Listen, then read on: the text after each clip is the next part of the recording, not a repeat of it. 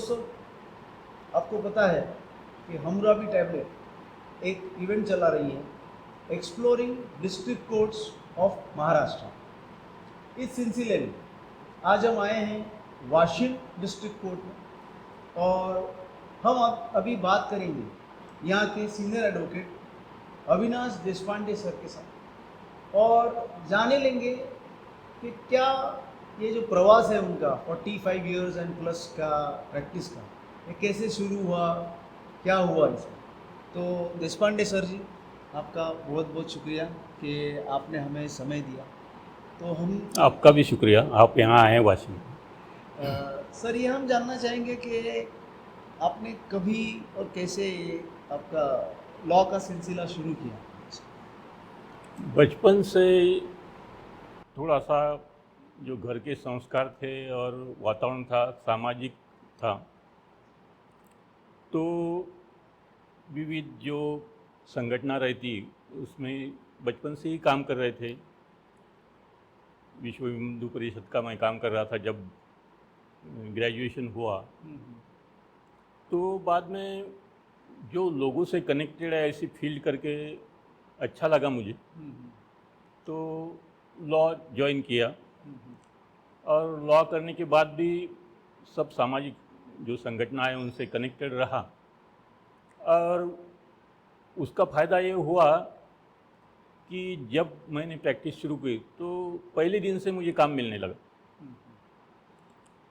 और ये जो लोगों से मिलने का, उनसे बात करने का या उनकी समस्या समझ लेने का जो पहले से जो अनुभव था वो मुझे इस फील्ड में बहुत काम में आया।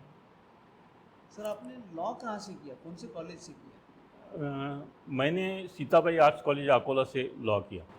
अच्छा, और आपके उस समय कोई आपके ऐसे पढ़ाने वाले में से कोई आपको याद है, कोई प्रोफेसर? हाँ, तो उस टाइम में ऐसे जो एडवोकेट जो प्रैक्टिस करते थे खुद, वही आके हमको पढ़ाते थे।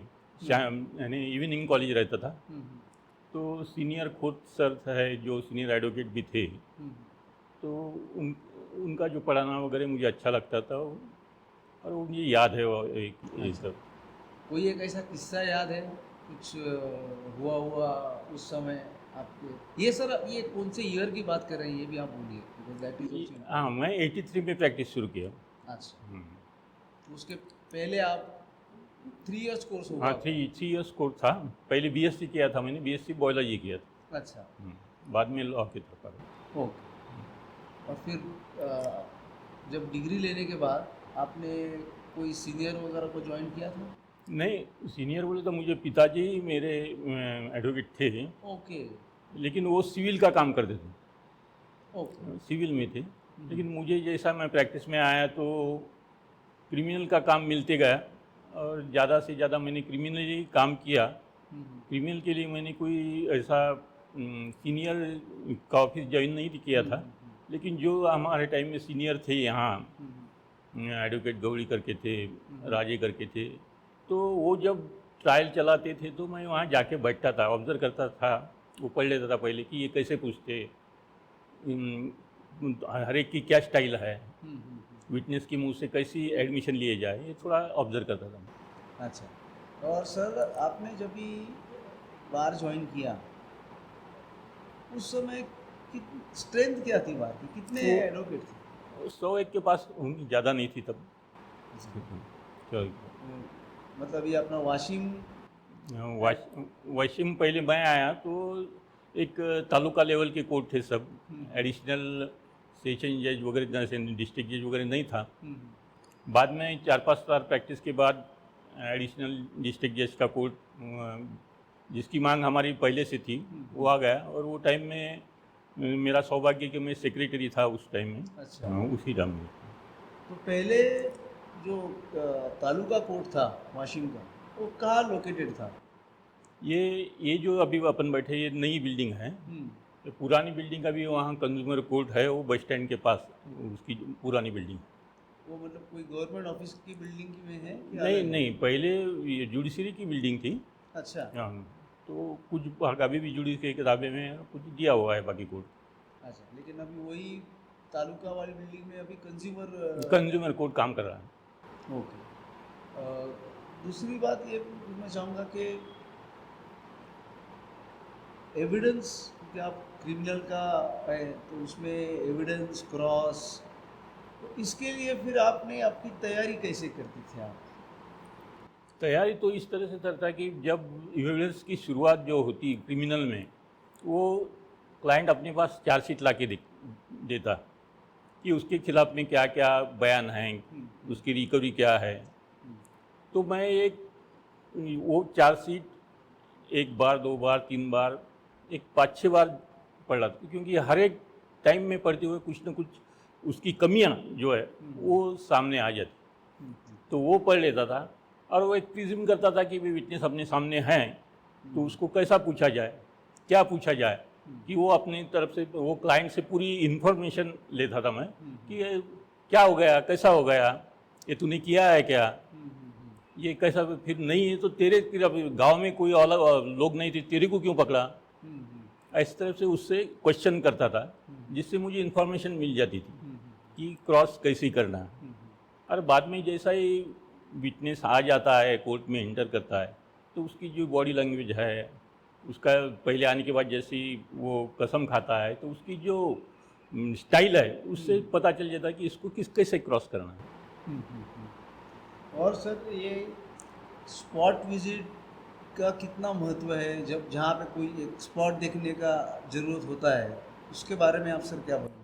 क्रिमिनल में स्पॉट विजिट का बहुत ज़्यादा महत्व है, क्योंकि बहुत ज़्यादातर केसेज जो है वो मर्डर होता नहीं ऐसी नहीं है, या कोई गुनाह होता है ऐसी बात नहीं रहती, लेकिन उसमें क्या होता है कि ज़्यादातर विटनेस जो वो तैयार करके, ऐसे बाद में तैयार किए पुलिस या उनकी मजबूरी होंगी कुछ, या फिर ज़्यादा से ज़्यादा लोग उसमें इन्वॉल्व, एक्यूज समझो एक ने मर्डर किया तो उसमें 10-15 लोग इन्वॉल्व हुए। उसके बाद में जो है कि ऐसे वो बताए कि मैंने फलाने के घर से ये घटना दिखी। होता क्या है स्पॉट में कि अपन वहाँ जाएंगे तो दिखा कि वहाँ खड़ा अगर आप रहे तो वो घटना आप देख ही नहीं सकते। ऐसा बहुत बार होता है। तो इसलिए स्पॉट विजिट में बहुत बहुत समझ में आ जाता है। तो स्पॉट विजिट बहुत ही इम्पोर्टेंट। दूसरा ऐसा है कि सर जब ये 302 वगैरह चलते हैं और डॉक्टर्स वगैरह एज ए विटनेस आते हैं, तो उनके क्रॉस के लिए मेडिकल जूरिस्प्रूडेंस की कैसी पढ़ाई होनी चाहिए, और what should be the line of action for crossing them? उसके लिए ऐसा है कि हम एडवोकेट हैं, हमें कोई ऐसा सिर्फ मेडिकल जूरिस्प्रूडेंस छोड़ा तो हमारा कोई मेडिकल में कोई ये नहीं रहता। तो मेरी तो पद्धति ये है कि जब भी कोई आता तो मैं किसी डॉक्टर साहब से मिलके उनकी राय लेता हूँ, और मेडिकल उसके साथ में मेडिकल जूरिस्प्रूडेंस पढ़ के फिर वो भी मेरी क्रॉस वो उनको बता कि ऐसा पॉसिबल है क्या, ये इंजरी इससे पॉसिबल है क्या। ये एक किस्सा ऐसा हो गया कि यहाँ एक छोटा गांव है, और ये सबके नाम नहीं बताऊंगा मैं। तो वहाँ वो एक आदमी का ये जिसको बैलगाड़ी बोलते उस पे से गिर के गए, डेथ हो गई उसकी। डेथ होने के बाद क्या हो गया कि दूसरे दिन सब लोग यहाँ की जैसी रिवाज है सबको बुलाया गया, उसका फ्यूनर हुआ, और बाद में शाम को 2 पार्टियाँ थी पॉलिटिकल, तो उसमें 20 लोगों की तरफ 302 का रिपोर्ट दिया गया और 20 लोग पकड़े गए। अच्छा, हालांकि वो गिर गया था बैलगाड़ी से, लेकिन बहुत गर्मी जो चल रही थी पॉलिटिकल, उससे वो उनको पकड़ा गया।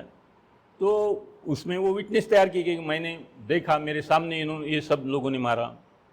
तो ये 20 लोग जब मार रहे तो कैसी इंजरी हो, किस चीज़ से मारा, और इंजरी तो एक या दो ही है, और वो इंजरी क्या टाइप है, तो इस पर से वो बरी हो गए। अच्छा सर, इन जनरल एक अच्छा क्रॉस एग्जामिनेशन करने के लिए एक क्या टिप्स हो सकती है? टिप्स तो ये रहती है कि एक तो आप चार्जशीट पढ़ लो, एक बार 10 बार पढ़ लो, जैसे उससे वो आपको समझ। दूसरी बात है कि अपन क्रॉस लेते हैं वो आदमी की क्रॉस लेते हैं, ह्यूमन बीइंग। तो उसकी एनर्जी लेवल या उसका टाइप आपको समझ में आना चाहिए। ये आपको पहले ही समझ में आना चाहिए कि ये विटनेस को क्या पूछना चाहिए। जो ज़्यादा बोलने वाला है, मैं यानी थोड़ा सा टीचर लोग जो जनरली रहते हैं वो बहुत ज़्यादा बात करते हैं, ऐसा अनुभव है मेरा। तो इसलिए ये जो लोग रहते हैं वो एक तो ज़्यादा बात भी करते हैं और उनको लगता है कि हम बोल रहे हैं कि मेरा बोलना बहुत आवश्यक है, तो वो बहुत ज़्यादा बोल के वो केस खराब हो जाती कभी कभी। तो उसको ज़्यादा बोल नहीं देंगे, उस तरफ से किसी विटनेस को चिढ़ाना पड़ता है, थोड़ा सा पुश करना पड़ता है कि जिससे वो उसका बैलेंस चला जाए। किसको बहुत ईगो रहेगा तो उसको बहुत साफ साफ करके बोलना पड़ता है। तो ये तरीके से वो विटनेस की उसको देख के ये आ जाता। सर अभी आप तालुका कोर्ट से प्रैक्टिस कर रहे हैं यहाँ पे 83 से, तो 83 से है और आज हम हैं 2022 में, तो कुछ आपको फ़र्क दिख रहा है टेक्सचर ऑफ प्रैक्टिस, काम के तरीके में फ़र्क, या उस वक्त कुछ अलग प्रोसीजर थी आज कुछ अलग प्रोसीजर है, ऐसा कुछ है? प्रोसीजर अलग नहीं है, लेकिन जब मैंने प्रैक्टिस शुरू की है तो सेशन 302 या 302 या 376 कुछ भी हो तो वो 5-6 दिन में वो ख़त्म होता था। कंटिन्यू विटनेसेस चलते थे और आर्गुमेंट होके जजमेंट भी हो जाते। आज वो परिस्थिति नहीं है। आज एक ही सेशन 2 महीने 3 महीने 4 महीने 5-5 6-6 महीने चलते हैं। तो ये बहुत बड़ा फ़र्क है जिसका इफेक्ट भी हो जाता है क्रिमिनल ट्रायल में। ओके सर, ये डोमेस्टिक वायलेंस के केसेस का क्या प्रमाण है अपने यहाँ, काफ़ी है या? का डोमेस्टिक वायलेंस का प्रमाण बहुत ज़्यादा है। अच्छा। क्योंकि क्या है कि ऐसे हर केस में डोमेस्टिक वायलेंस रहता ऐसी बात नहीं है, लेकिन जो हमारी मैरिज सिस्टम है तो थोड़ा सा हर इसमें और जो इंटरफेरेंस रहता माँ बाप का या रिलेटिव का, तो उससे ज़रा ये जो है वो जो डोमेस्टिक वायलेंस नहीं भी है लेकिन वो ड्राप करके वैसा एलिगेशन करके किए जाते। सर अभी ये इतना बड़ा एक स्पैन है आपके प्रैक्टिस का, कोई ऐसी कोई केस जो आपके दिमाग में रह गई और उस पर कुछ ना कुछ इंटरेस्टिंग मुद्दे थे या क्या थे, तो उस तरह का अगर कोई, of course without taking the names of parties, कुछ अगर आप सुना देंगे तो अच्छा लगेगा कि नहीं ये किस्सा है या एक तो मैंने ये किस्सा सुना है। दूसरी बात, एक सिविल लिटिगेशन था जब मैं नई प्रैक्टिस शुरू की थी मैंने, तो एक लकड़हारा जिसके पास कुछ भी नहीं था वो आया और उसके खिलाफ में एक इंजंक्शन का सूट दाखिल हुआ, परमानेंट इंजंक्शन का।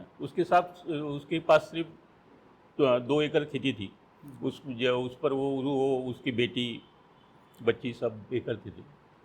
तो क्या हो गया कि यहाँ जो बैंक से पैसे ऐसे जल्दी मिलते नहीं, तो लोग क्या करते कि साहूकार के पास पैसे लेके उनको ज़मीन अपनी गिरवी रख देते।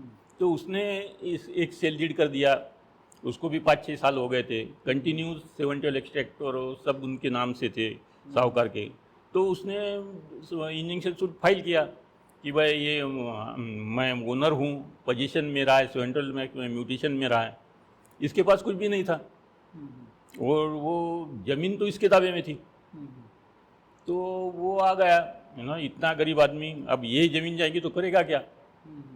तो मेरे को बहुत यानी बुरा लगा कि क्या अपन तो इसमें क्या कर सकते और क्या नहीं कर सकते। तो मैंने उसकी हालत देखकर बहुत ही यानी उसको पैसे भी नहीं लगते, यानी पास नहीं थे डब्ल्यूज देने के लिए, वो टाइपिंग के भी पैसे उसके पास नहीं रहते थे। लेकिन उसको देख के मैंने बोला कि नहीं, अपने को कुछ तो भी करना है। तो मैं जाके वो स्पॉट देखा तो उसमें वो झोपड़ी थी, झोपड़ी टाइप उसका घर था जिसमें वो खुद बच्चे के साथ रहता था, वही खेत में। तो मैंने वहाँ एक कमिश्नर का अर्जा दाखिल किया, एडवोकेट कमिश्नर अपॉइंट हुआ और वहाँ जाके वो रिपोर्ट आई। तो रिपोर्ट आई आजू बाजू के एविडेंस लेके, नहीं भाई ये इनके नाम से है, लेकिन हम तो देखते हैं कि यही बहता है ये। तो वो हिसाब से उसको वो सूट जो टेम्पररी इंजंक्शन का 39(1) और 2 का एप्लीकेशन था वो रिजेक्ट हो गया और आखिरी तक आज वो बम्बई में बहुत बड़ा व्यापारी है, वो लकड़ा रहा, आज भी आता मुझे मिलता है। तो वो एक बड़ी यानी मेरे को ये याद है ऐसी एक संतुष्ट हुई कि एक अच्छा। Contribution to the society Right, हुआ right. एक तरह से। जी। सर, बिफोर वी कंक्लूड, आप क्या संदेश देना चाहेंगे आज के जो यंग लॉयर्स है या लॉयर्स जो पढ़ रहे हैं, उनके लिए एक अच्छा लॉयर बनने के लिए आप क्या संदेश देना चाहेंगे? नहीं, संदेश तो ऐसा है कि मैं जब आया, एक्चुअली नहीं आया, हमारे साथ जो भी आया, तो मैं साइकिल पे कोर्ट पे आता था। हम्म, तो ये जो थोड़ी सी मुझे जो लगता है जूनियर की ये रहती है कि मैं एक लॉयर के उनके आया तो मुझे गाड़ी चाहिए या मुझे और कुछ और उसके लिए मुझे पैसा कमाना है। तो ये प्रोफेशन में पैसा ये एम नहीं होना, वो बाय प्रोडक्ट है पैसा। तो आप ज़्यादा से ज़्यादा जो है आते हो बराबर थोड़ा सीखना चाहिए, क्योंकि कॉलेज के जो विषय दिए हुए है उस पर से आप प्रैक्टिस नहीं कर सकते। बराबर। तो उसके तरफ ज़्यादा कॉन्सेंट्रेशन अगर पहले 2-3 साल में किया तो आगे पैसा आप अपने आप आ जाता। आप सोशल वर्क भी कुछ करते हो? हाँ, मैं पहले से जैसा अब मैंने अभी बताया विश्व हिंदू परिषद का 2-3 साल काम किया, बाकी सामाजिक समस्या मन करके है। ये हर सोसाइटी के हर वीक सेशन में जाके यहाँ की जो भी बस्तियाँ है वाशिम या वाशिम डिस्ट्रिक्ट की, तो हर बस्ती में मैं गया हूँ, वहाँ उनकी जो कुछ भी कमियाँ हैं वो कैसे सॉल्व कर सकते हैं, ये वहाँ का। और वहाँ जाके और वो छोटी बाटी रहती है, उनके बहुत छोटे छोटे प्रॉब्लम रहते हैं कि राशन कार्ड नहीं मिलता कुछ, ये तो ये कैसे उनको दे सकते हैं अपन, क्या मदद कर सकते हैं, तो वो हम हमारी तरफ से करने की पूरी कोशिश करते हैं। मतलब सर, आप वही लेगेसी आगे ले जा रहे हो जो हमें पहले से मिलती आई है कि lawyers have always contributed not only to freedom struggle but also to the social development of the society. तो आप एक्सेलेंट लॉयर तो हो ही, लेकिन उसके साथ में आप ये सोशल वर्क भी कर रहे हो। तो इस सब से आपने वक्त निकाल के हमें दिया और हमें जानकारी दी, उसके बहुत बहुत धन्यवाद। आप भी वक्त निकाल के मुंबई से आए, धन्यवाद।